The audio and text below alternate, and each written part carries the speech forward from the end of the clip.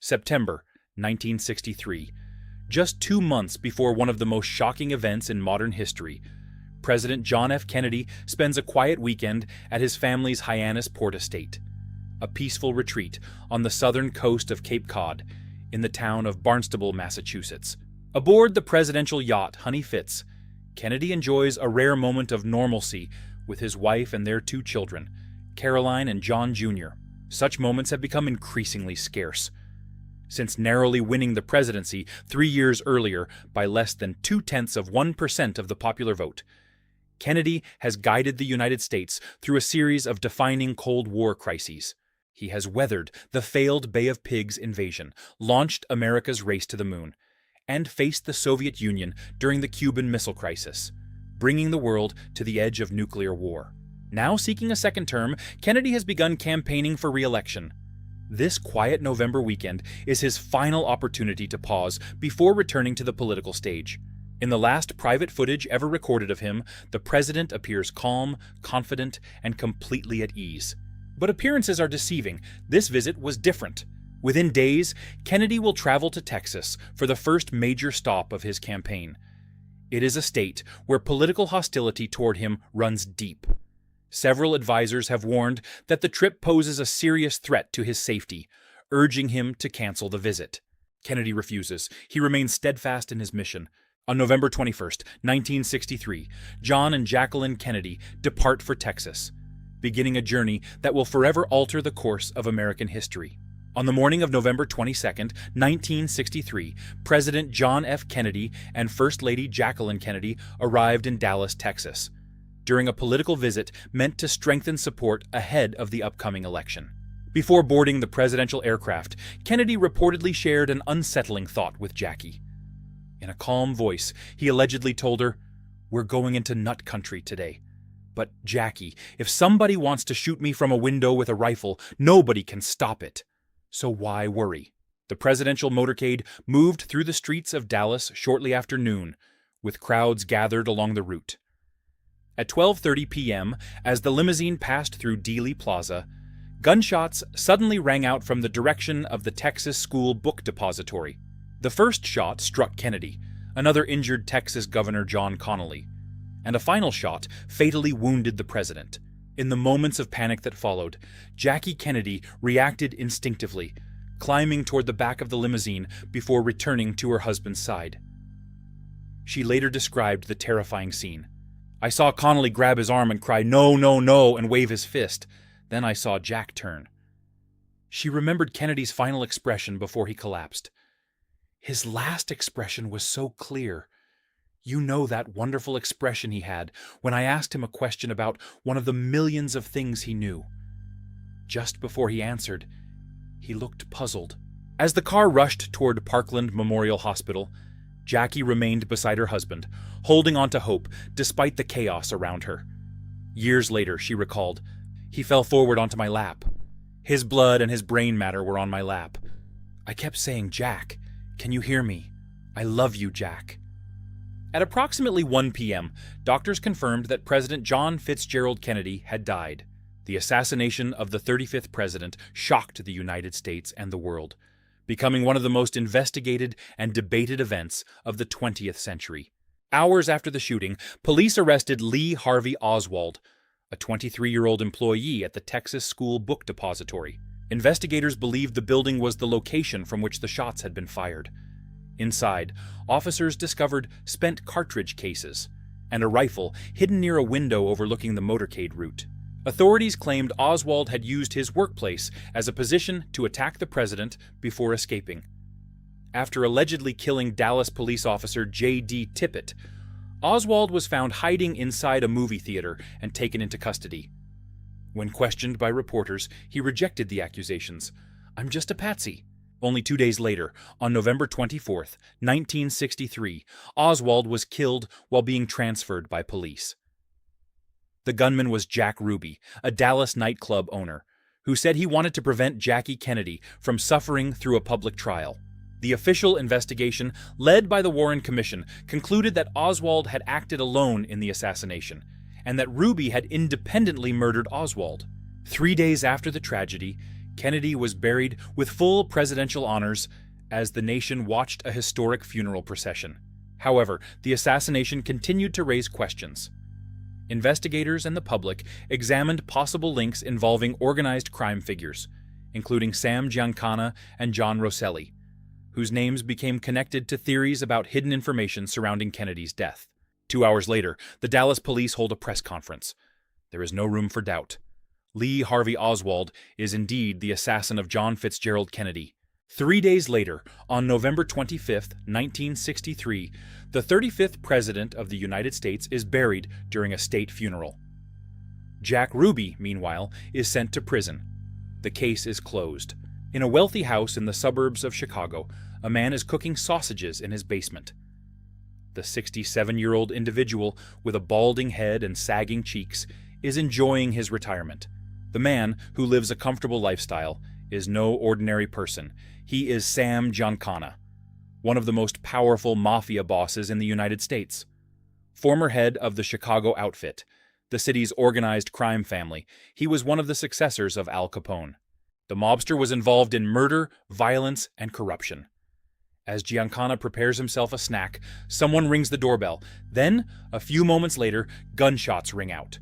He is shot several times in the neck and mouth. For his family, there is no doubt. He was murdered because he was about to speak.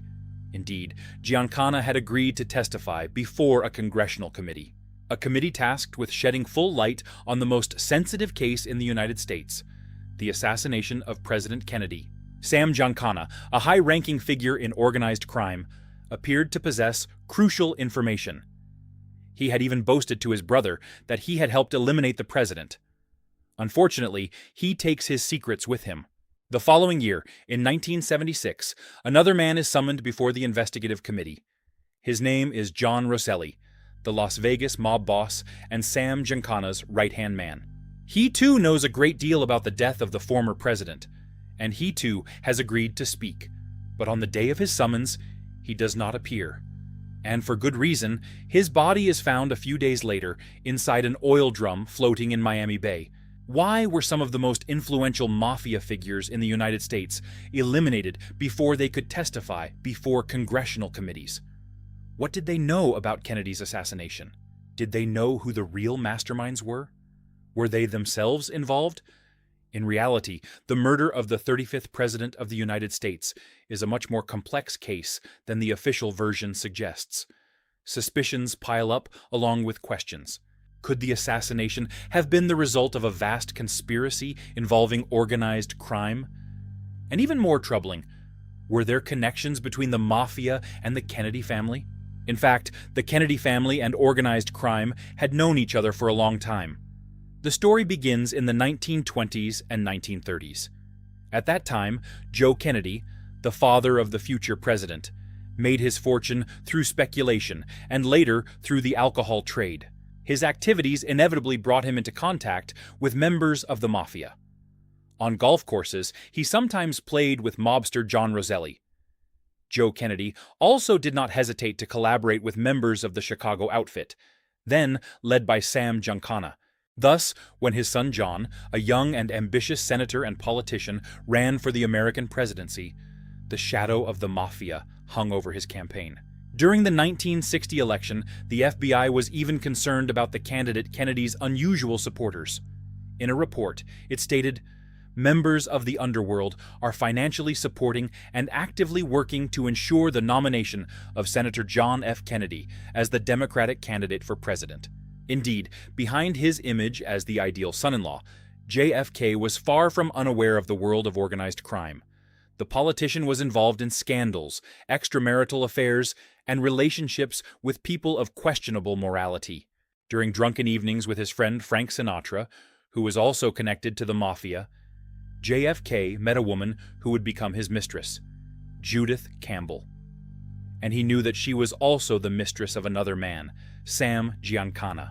But this darker side of the Democratic candidate's personality was completely unknown to voters and the American public at the time.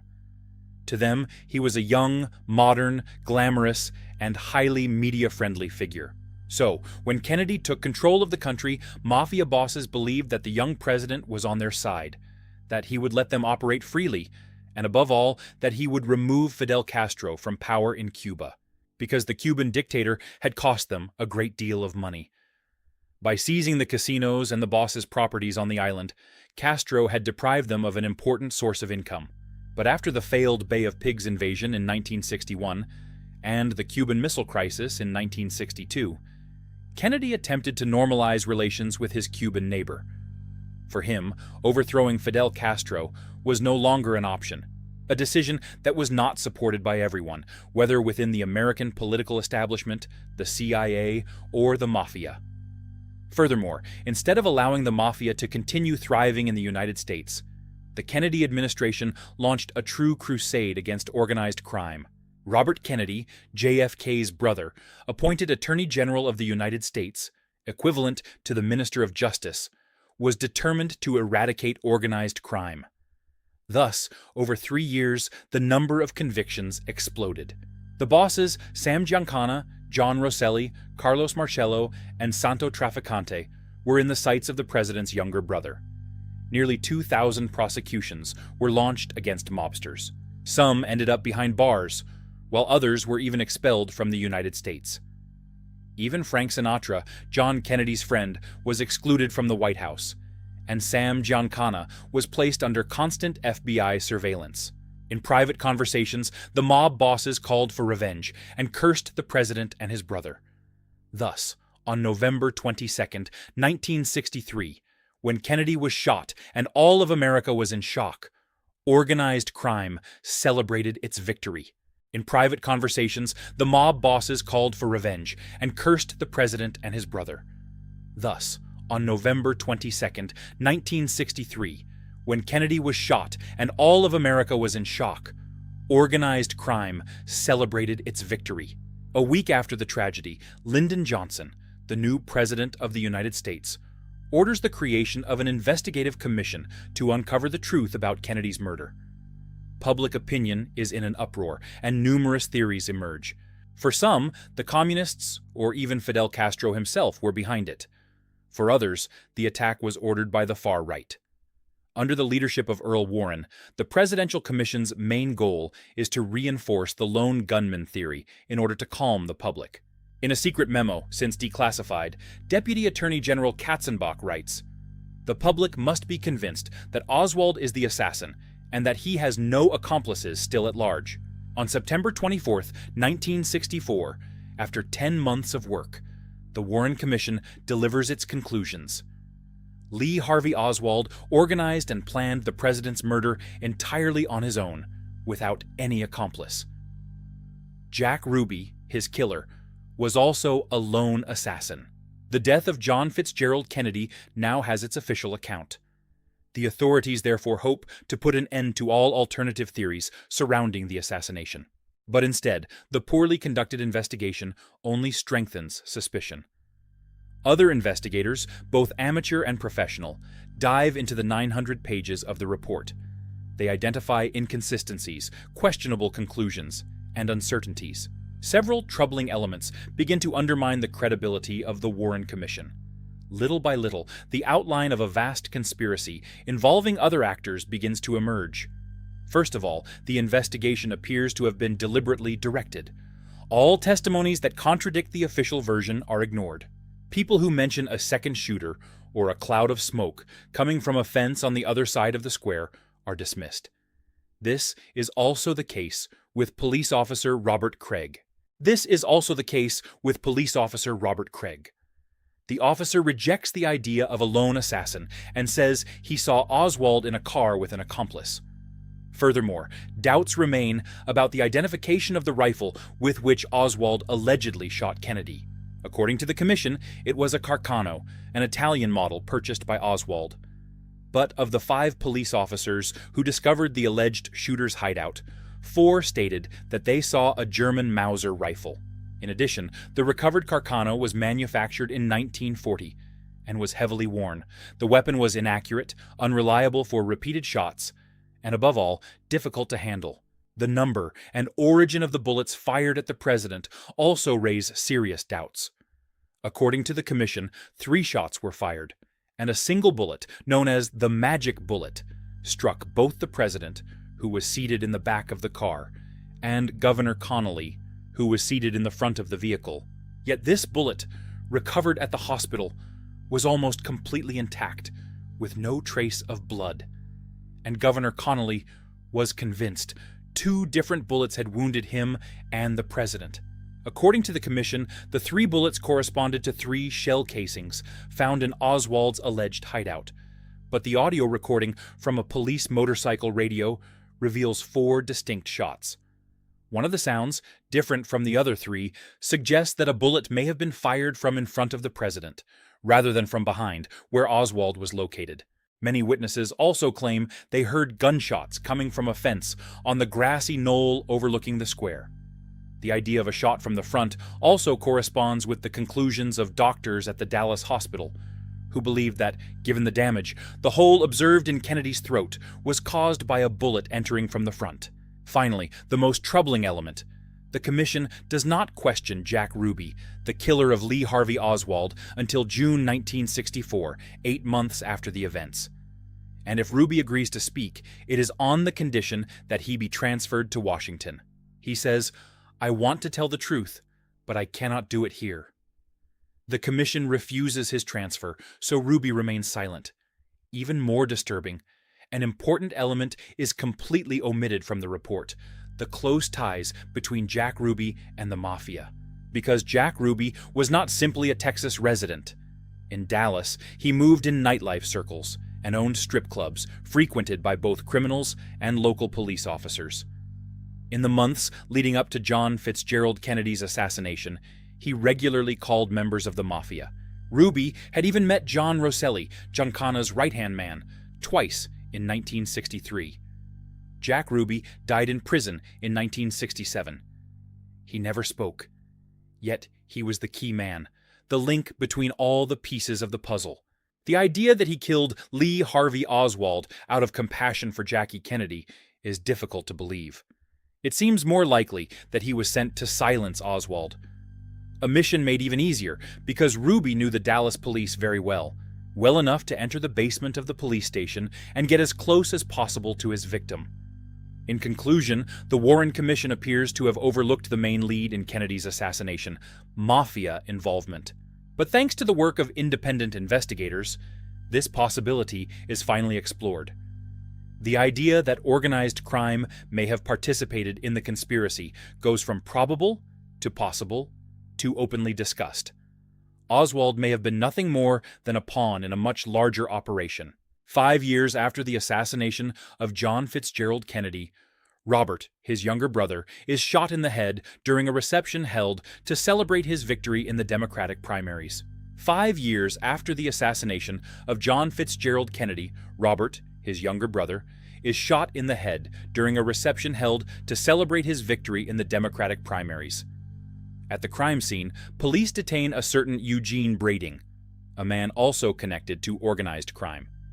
Strangely, the individual was also present in Dallas on the day John Kennedy died. That evening, he had even met a certain Jack Ruby.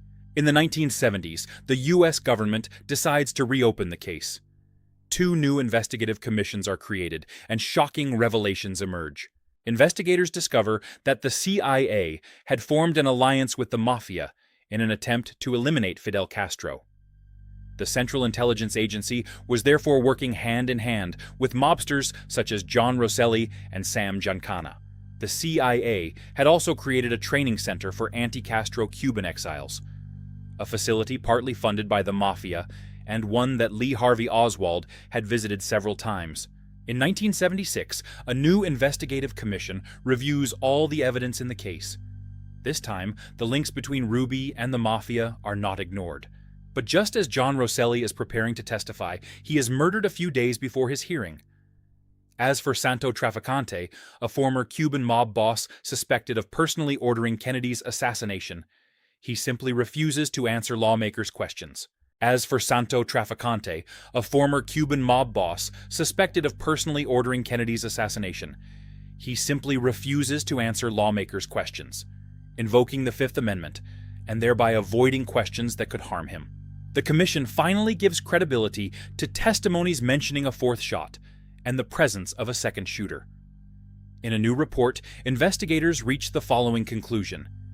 President Kennedy was most likely the victim of a conspiracy. Lee Harvey Oswald did fire shots, but he was probably assisted by one or more other hidden accomplices.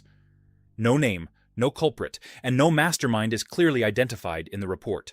But between the lines, it is the mafia that is being pointed to, particularly bosses Marcello, Giancana, and Trafficante. It states, the mafia had both a motive, the idea, and the means to attempt the life of President Kennedy. Thus, the mafia may indeed have orchestrated the assassination of John Fitzgerald Kennedy, President of the United States, for two main reasons. First, to put an end to the crackdown led against them by Robert Kennedy. Second, to eliminate any attempt at compromise with Castro, who was causing them to lose a great deal of money. Running beneath the investigation into John Fitzgerald Kennedy's assassination, another certainty emerges. Government agencies committed serious failures in their duties. Neither the FBI nor the CIA cooperated. The CIA deliberately destroyed documents and hid evidence in order to protect itself and conceal its illegal activities and its alliance with the mafia to kill Fidel Castro. On the FBI's side, led by J. Edgar Hoover, there was no question of revealing Kennedy's scandals and the links between his mistress and Sam Giancana, even if it meant suppressing recordings of mafia figures in which the threat of assassinating the president was clearly discussed. If the case of John Fitzgerald Kennedy's assassination is so complex, if its consequences and connections are so wide-ranging, it is because in the 1960s, during the height of the Cold War and the intense struggle against Castro, anything was allowed. The mafia had enormous power and was openly established in many major cities. The CIA, an agency operating under a veil of secrecy, pursued its own objectives, without any outside oversight. Neither the legality of its actions nor the morality of those carrying them out seemed to concern it. And the FBI, for its part, above all wanted to maintain public order, calm public opinion, and find an official version that satisfied everyone, even if it meant keeping the truth hidden. As for the number one suspect, Lee Harvey Oswald, did he really shoot at the motorcade, or did he simply act as a lookout? Was he aware of everything that was being planned, or was he manipulated? Even today, 60 years later, the mystery remains. The mafia was involved in JFK's assassination, and among the leading figures of organized crime, two of them appear to be at the center of all the intrigue, Santo Trafficante and Carlos Marcello. Were they the true masterminds behind the assassination? Everything seems to suggest that they were. Regarding Santo Trafficante, one of the greatest American mobsters of the 20th century, there is a particularly interesting clue. In 1975, when Sam Giancana was murdered, the FBI intercepted a phone conversation involving Santo Trafficante, in which he said, "Now only two people who know who killed Kennedy are alive. They will not talk." By two people, he meant himself and the mobster John Roselli. But Santo Trafficante was wrong, because John Roselli had indeed decided to speak. That is why Roselli was himself assassinated 1 year later. As for Carlos Marcello, an Italian-American mobster based in New Orleans, it should be noted that Robert Kennedy's administration did everything it could to prosecute him. He was even expelled from the country and forced to flee to Guatemala in 1961. He therefore had a deep hatred toward the Kennedy brothers and wanted revenge at any cost. If you enjoyed this documentary, don't hesitate to like, leave a comment, and subscribe to Retropic for more short documentaries, historical deep dives, and fascinating stories from the past.